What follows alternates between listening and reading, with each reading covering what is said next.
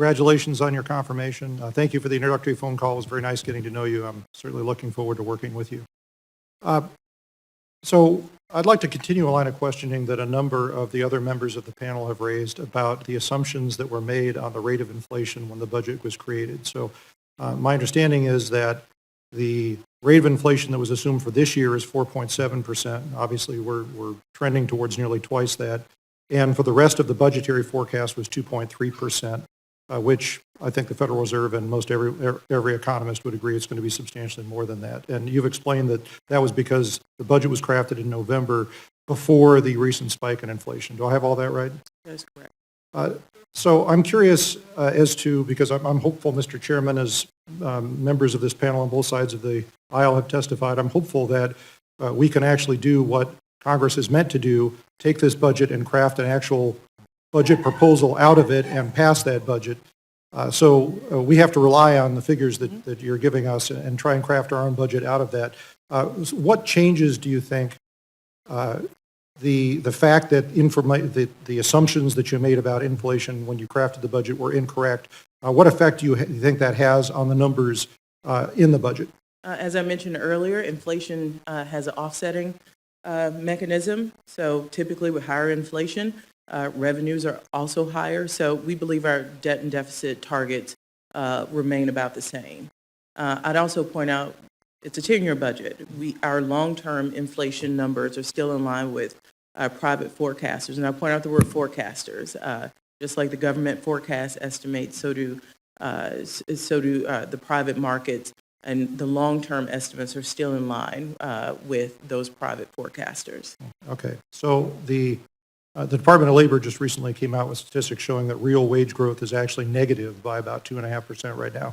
And the Congressional Budget Office says that actually is going to have, as inflation goes up, that has a negative effect on budgets, because although revenues go up, they don't go up enough to compensate for higher expenses, and as the interest rates rise, a greater percent of the budget has to be spent on debt service. So would you say that, given the fact that actual inflation is running about twice what the assumption was, would you say that the long-term deficit reduction is going to be the same? It'll be about the same, but you're right. The more interest rates, not inflation, goes up. I was speaking to inflation on interest rates. You're right, that does have an impact on what you pay in debt service. We also look at what the historical rates are and what we pay on the debt based on historical averages. We're still in line. We're paying less than historical norms on debt service. And even with higher interest rates, by the way, Mr. Obernolte, our budget does account for. We account for interest rates growing in this budget. Yeah, well, I think we all join you in hoping that the rate that we have to pay on our national debt does not go up substantially. But pessimistically, I'm not sure that that's going to be the case. So long term, I was very happy to see the president concentrating on deficit reduction. Certainly was not the case with his proposed budget last year. That's a concern that many of us on this panel have. One of the things that you touted in your opening statement about the budget is that it's going to reduce the deficit by over $1 trillion over the forecasting period. But I wanted to be clear, you're talking about cumulatively, because our deficit is about 1.3 trillion right now. So we're not going to reduce it from 1.3 to 0.3. We're going to reduce it by $1 trillion over that 10-year forecast period. So there right? are two deficit numbers I talked about, and they're important to get right.